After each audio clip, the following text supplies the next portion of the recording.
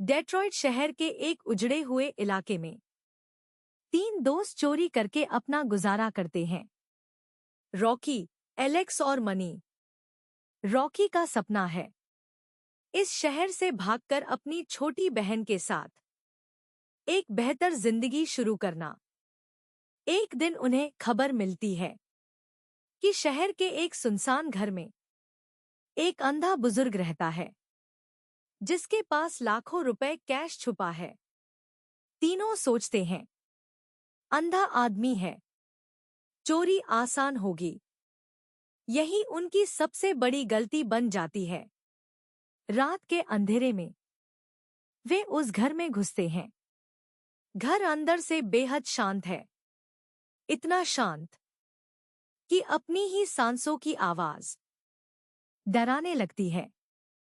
वे जैसे ही तिजोरी ढूंढते हैं, अचानक लाइट बंद, दरवाजा लॉक, और तभी अंधा आदमी जाग जाता है। अगले ही पल मनी एक गोली की आवाज के साथ जमीन पर गिर जाता है। अब तीनों समझ जाते हैं यह आदमी कमजोर नहीं, यह आदमी शिकारी है। अंधा होने के बावजूद वह हर कदम की आवाज पहचान लेता है। घर अब एक जाल बन चुका है। हर दरवाजा बंद है, हर आवाज मौत को बुला रही है। अंधा आदमी कहता है, अगर जिंदा रहना है तो सांस भी मत लो। रॉकी और एलेक्स दम रोककर छुपते हैं, लेकिन डर उन्हें बेनकाब कर देता है।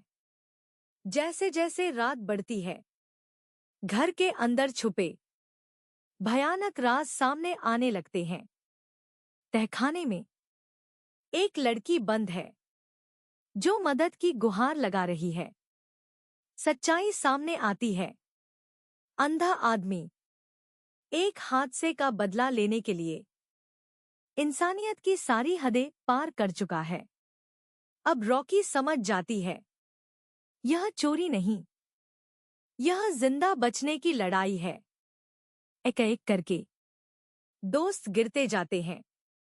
घर में सिर्फ रॉकी और वह अंधा आदमी बचते हैं।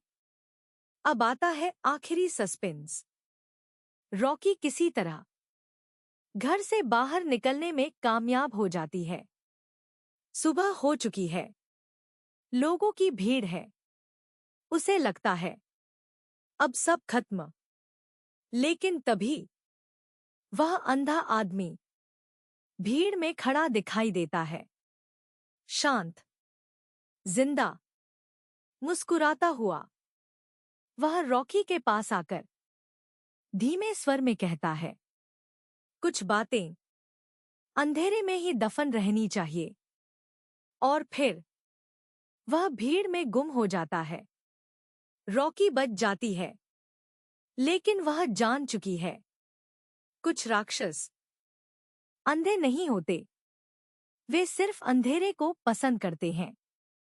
आखिरी लाइन रिटेंशन के लिए। इस घर में गलती चोरी नहीं थी, गलती थी सांस लेना।